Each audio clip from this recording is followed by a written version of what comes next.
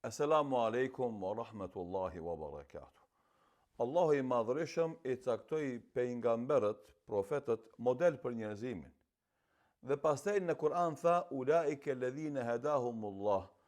Ata janë burrat që ne i kemi udhëzuar.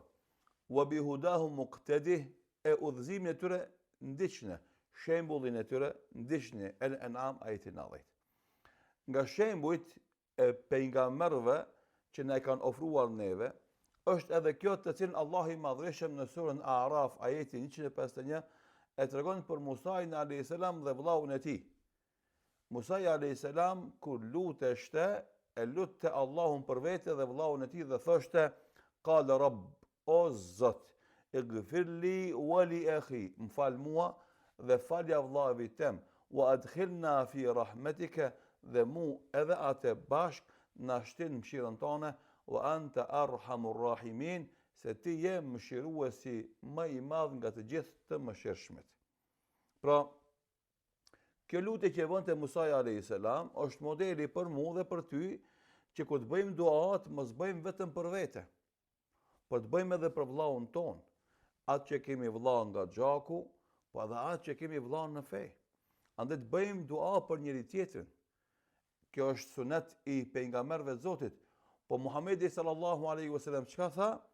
Tha kështu: lutja e vëllaut për vëllaun e tij në mungesë është e pranuar.